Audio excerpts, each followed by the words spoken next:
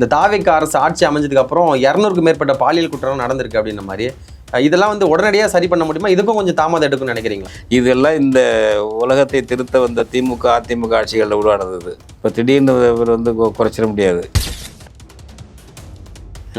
இவர் குறைக்கக்கூடிய நிலையில் கொள்கைகளோ கோட்பாடுகளோ இவர்கிட்ட இருக்கிறதா தெரியல. இப்போ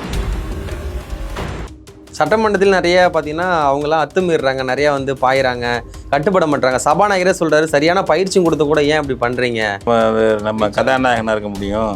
நம்ம கதாநாயகனை பற்றி நம்மளோட பற்றி மக்கள் தமிழர்களை வெறும் ரசிகர் கூட்டமாக கணிசமானவங்களை மாற்றிட்டாங்க. திமுக அதிமுகவோட இன்னொரு பிரிவு மாதிரி இருக்குது. திமுக கூட்டில் இருந்து ரொம்ப அங்கம் வகிச்சு கொண்ட காங்கிரஸ் கட்சியாக இருக்கட்டும், விசிகாவாக இருக்கட்டும், கம்யூனிஸ்டாக இருக்கட்டும், நீங்கள் எல்லாமே தாவேக்காக்கு ஆதரவு தெரிவிச்சிருக்காங்க. இந்த கூட்டணிகளாம் நிலைச்சு நிற்குங்களா, இல்லை மறுபடியும் திமுக பக்கம் திரும்ப வாய்ப்பு இருக்குங்களா? ஒரு விடுதலை சிறுத்தையாக இருக்கட்டும், கம்யூனிஸ்டாக இருக்கட்டும், எல்லாருக்கும் அந்த இது இருக்கும்ல, ஸ்டாலின் மேலே எரிச்சல் இருக்கும்ல, அந்த மாதிரி நடத்தின ஆளில் அவர். இந்த தேர்தல் வேலை பேச்சுவார்த்தையில் எல்லாம் எவனையும் சட்டம் பண்ணாமல் இழிவுபடுறதுல ஜெயிச்சிருவோன்றதுனால அது மாதிரி அகந்தையில் அவங்க கட்சிக்காரங்க சொந்த சின்னத்தில் போட்டிட முடியாதுன்னு சொல்கிறாரு.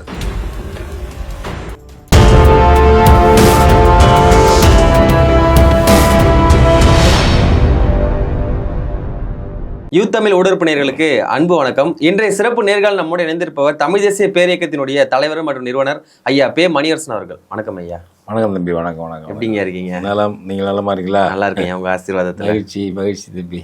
இந்த தாவேக்கா அரசு ஆட்சி அமைஞ்சதுக்கு அப்புறம் 200க்கும் மேற்பட்ட பாலியல் குற்றம் நடந்திருக்கு அப்படின்ற மாதிரி இதெல்லாம் வந்து உடனடியாக சரி பண்ண முடியுமா? இதுக்கும் கொஞ்சம் தாமதம் எடுக்கும்னு நினைக்கிறீங்களா? இல்லை இப்போ இதெல்லாம் வந்து இது எப்போ உருவாச்சுது? எத்தனையோ பல வருஷங்கள் ஆயிடுச்சு. பாலியல் குற்றங்கள் வர்றது, மது போதைகள் வருது, கல்லூரி மாணவர்கள், பள்ளி மாணவர்கள் போதை மாத்திரை போதைப் பொருளை கன்றது, பொறுப்பு இல்லாமல் வாகனங்களை ஓட்டிட்டு சாலை விபத்துகளில் சாவது எக்கச்சக்கமாக பெருகி போயிடுச்சு. இது மாதிரி இதெல்லாம் தொடர்ந்து நடந்துகிட்டு இருக்குது. அது மேலும் அதனுடைய வளர்ச்சி தான் இது. இதெல்லாம் இந்த உலகத்தை திருத்த வந்த திமுக அதிமுக ஆட்சிகளில் உருவானது.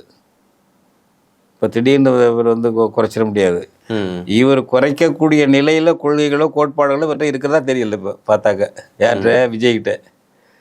திமுக அதிமுகவோட இன்னொரு பிரிவு மாதிரி இருக்குது. சட்டமன்றத்தில் நிறைய பார்த்தீங்கன்னா அவங்களாம் அத்துமீறாங்க, நிறையா வந்து பாயிறாங்க, கட்டுப்பட மாட்டாங்க. சபாநாயகரே சொல்கிறாரு சரியான பயிற்சியும் கொடுத்து கூட ஏன் அப்படி பண்ணுறீங்க அப்படின்ற மாதிரி சொல்கிறாங்க. நீங்கள் ஒரு அனுபவமான ஒரு அரசியல்வாதி, அதெல்லாம் பார்க்கும்போது உங்களுக்கு என்ன? இப்படியெல்லாம் பண்ணால் தான் மக்கள்கிட்ட நம்ம கதாநாயகனாக இருக்க முடியும். நம்ம கதாநாயகனை பற்றி நம்மளோட பற்றி தமிழர்களை வெறும் ரசிகர் கூட்டமாக கணிசமானவங்களை மாற்றிட்டாங்க. திமுக அதிமுக கூட்டம் வந்து இருக்குல்ல, ரசிகர்களாக மாற்றிட்டாங்க. அப்போ இப்போ அதை விட இன்னும் விஜய்னாக்க அந்த ரசிகர்களை வச்சே வந்த ஒரு அரசியலுக்கு வந்தவர். இப்போ விஜய் என்ற கட்சி என்ன உளவியல் வில்லனை எடுத்து போரிடுறது. விஜயும் அந்த கதாநாயகனும் மற்றவங்க அந்த வில்லன்களும் சண்டைகிட்டு இருக்கிறது தானே. அதில் தானே இவருக்கு பெரிய ரசிகர் கூட்டமே. இப்போ நீங்கள் விஜய் பிறந்தநாள் வாழ்த்துக்கு பாட்டு போடுறாங்க பாருங்கள். அதான் இங்கே சொல்லிட்டு வந்தாங்க. இப்போ வீட்டில் வந்து அது என்ன சொன்னாங்கன்னா, எம்ஜிஆர் பிறந்தநாளுக்கு போடுவாங்க, அது கொள்கைகளை போடுவாங்க. ஒருத்தர் அந்த கொள்கை பிடிக்குதோ பிடிக்கலையோ அவங்கள புகழ்றது சரியோ சரி தவிர அது வேறு, அந்த மாதிரி போடுவாங்க. விஜய்க்கு பாருங்கள் எப்படி போடுறாங்கன்னாக்க வந்து சினிமாவில் வெட்டு குத்து பாட்டு போடுறது மாதிரியே, குத்துப்பாட்டு மாதிரியே, வில்லன் மாதிரியே, அதை குத்து டான்ஸுக்கு போடுற பாட்டு மாதிரியே போடுறாங்க பிறந்தநாள் அப்படின்னு. ஆனால் அதுதான் ரசிப்பாங்க இப்போ இருக்கிற இளைஞர்கள். அப்போ இளைஞர்களை வந்து மக்களை வெறும் ரசிகர்களாக மாற்றினதில் திமுக அதிமுக பெரும்பங்கு, முதல் பெரும்பங்கு மக்களை ரசிகர்களாக மட்டும் மாற்றினதில் திமுக, அடுத்தது அதிமுக. அப்போ உண்மையிலேயே திரை நடிகர் விஜய் என்ற ஒரு கதாநாயகன். இவங்க மேடை நடிகர்கள் தான். திமுக தலைவர்கள் எல்லாம் அரசியல் மேடை நடிகர்கள், பேச்சு நடிகர்கள், ஒலிபெருக்கி முன் நடிகர்கள். திரையில் என்னென்னா அது பல வால்யூம், அது பெருசு இல்லை. அதில் போய் ரசிகர்களாக அவருக்காக ஒரு சாவரதை மருந்து குடிக்கிற அளவுக்குலாம் இருக்கக்கூடிய அளவுக்கு உள்ளது தமிழ்நாடு. பால விஷயம் பண்ணுறவங்க அந்த படத்துக்கு பேனருக்கு, கதாநாயகன் படத்துக்கு. அதனால் அந்த ரசிகர்களுக்கு இப்போ சண்டையில் போட்டு இவங்க எம்எல்ஏகள் சண்டை போட்டால் ரசிப்பாள தமிழச்சி கணிசமானவங்க பொறுப்பாக இது அசிங்கமாக இருக்கே, நம்ம மக்களுக்காக என்ன சண்டை போடுறாங்க இப்படி நடிகை எல்லாமே சண்டை போட்டு 2 பேரும் கட்டி பிடிச்சி கொண்டாடிக்குவாங்க. அப்புறம் இப்போ இந்த சட்டசபைக்குள்ளே ஒருத்தர் சண்டை போடுறாங்களே, எம்எல்ஏ சண்டை போடுறாங்களே, வெளியில் கூடி கொள்ளாவிட்டு கிடப்பான். நல்லா நடித்த மாப்பிள்ள நீ அப்படிம்பாமா, ஆமா மச்சனா நீ நானும் நடித்தேன் நீ நடித்தேன்பாங்க. அந்த மாதிரி ஆள் கிடந்த ஆளுகள்லாம். இப்போ திமுக கூட்டணியில் இருந்த ரொம்ப அங்கம் வகிச்சு கொண்ட காங்கிரஸ் கட்சியாக இருக்கட்டும், விசிகாவாக இருக்கட்டும், கம்யூனிஸ்டாக இருக்கட்டும், இவங்க எல்லாமே தாவேக்காக்கு ஆதரவு தெரிவிச்சிருக்காங்க. இது தொடர்ந்து வந்து பார்த்தீங்கன்னா ஒரு சில கட்சிகள் வந்து ஐயுஎம்எல் இருக்கட்டும், நாங்களாம் வந்து திமுக கூட்டணி விலகுறன்ற மாதிரி அஃபிஷியலாக அறிவிச்சிட்டாங்க.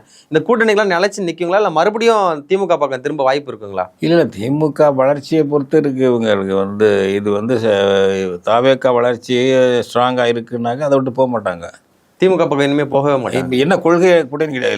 இல்லை ஒருவேளை குடியரசுத் தலைவர் ஆட்சி வந்துடக்கூடாதுன்றதுனால கூட ஸ்டாலின் அவர்கள் சொல்லி இல்லை, அதெல்லாம் ஒன்றும் இல்லை.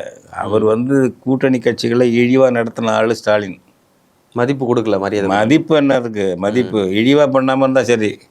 அதுவும் இந்த தேர்தல் வேலை பேச்சுவார்த்தையில எல்லாம் எவனையும் சட்டம் பண்ணாமல் அதான் இழிவுபடுற ஜெயிச்சிருவோன்றதுனால அது மாதிரி அகந்தையில் அவங்க கட்சிக்காரங்க சொந்த சின்னத்தில் போட்டிட முடியாதுன்னு சொல்கிறாள்.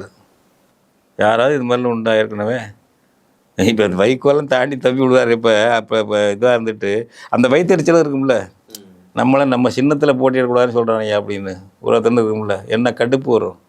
இப்போ இவர் ஒரு ஆஃபர் கொடுக்கும்போது அப்போ இந்த பக்கம் வந்துடுறாங்க. வந்து அந்த சந்தர்ப்பம் வரும்போது அவரோட ஒரு உண்மையான பற்று எப்படி இருக்கும்? இப்படி பண்ணாலும் நம்மளை அளக்களிச்ச ஆள், போன தடவை நின்ன தொகுதியோட குறைச்சி கொடுத்த ஆள், 10 தடவை நம்மளை அலைய விட்ட ஆள், ஒரு தடவை கூட அலையாமல் அந்த அம்மா பிரேமலதாவுக்கு 10 தொகுதி கொடுத்தாள் அப்படிங்கிற கடுப்பு எல்லாருக்கும் இருக்கும்ல. ஒரு தொகுதிக்கு நம்ம பேசி கிடந்தோம், 2 தொகுதி கூடுதலாக கேட்டு கெஞ்சிட்டு கிடந்தோம், 10 தடவை பேசணும் அப்படின்னு ஒரு விடுதலை சிறுத்தையாக இருக்கட்டும், கம்யூனிஸ்டாக இருக்கட்டும், எல்லாருக்கும் அந்த இது இருக்கும்ல, ஸ்டாலின் மேலே எரிச்சல் இருக்கும்ல. அந்த மாதிரி நடத்தின ஆள் அவர். அதனால் வந்து இயல்பாக அந்த இடத்து வெளியேறதை பற்றி ஒன்றும் தப்பு இல்லை. அது அவமரியாதை இருக்க வேண்டியதில்லைன்னு ஒன்று. 2வது, நீங்கள்லாம் இப்போ இந்த மாதிரி கேட்குறவங்க எல்லா தம்பிகளுக்கும் நான் சேர்றேன். கூட்டணின்னு சேர்றாங்களா? கூட்ட அறிக்கை ஏதாவது விட்டுருக்காங்களா மக்களுக்கு? அப்போ கூட்டணின்னு மக்களுக்கு சேர்ந்தியா? யாருக்கு சேர்ந்த? உன்னுடைய சுயநலத்துக்காக தானே. மக்களுக்குன்னா கூட்டறிக்கை விடணும்ல, இன்னென்ன நன்மைகள் செய்வோம், இன்னொன்று இருக்குது பிரச்சனை நமக்கு, அப்படிதான் நாங்கள் எதிர்த்து நிற்போம். யாராவது எந்த திமுக கூட்டணியாக இருக்கட்டும், திமுக, காங்கிரஸ், கம்யூனிஸ்டுகள், ஐயுஎம்எல், விடுதலை சிறுத்தைகள், இந்த கூட்டணிலாம் கூட்டறிக்கை விடுமா? கூட்டறிக்கை விடுனாக்கா வெளியில் போட்டுருப்பார், கெட் அவுட்ருப்பார் ஸ்டாலின் இந்த அளவில். காங்கிரஸும் திமுக கூட்டறிக்கை விட்டதுண்டா? இப்போ அது 2 பேரும் இருக்கணும் கட்டி பிடிச்சிட்டு கிடந்தாங்கல்ல. யார் அந்த தம்பி எவர் இருக்காரு அங்கே, ராகுலும் வரும் ஸ்டாலினும். இப்போ அந்த ஆள் பார்த்துட்டு அவமரியாதை பண்ணிட்டாருன்னு சொல்லி கிட்டத்தட்ட கூட இல்லை. இப்போ எலெக்ஷனுக்கு வந்த ஆள் கூட பேசுறது ஸ்டாலினை பார்க்கல. ஸ்டாலின் பிறந்தநாள் வாழ்த்து மட்டும் சொன்னார், அவ்வளோதான். அது சும்மா ஊர் அமைப்புக்கு சொன்னார், அவ்வளோதான்.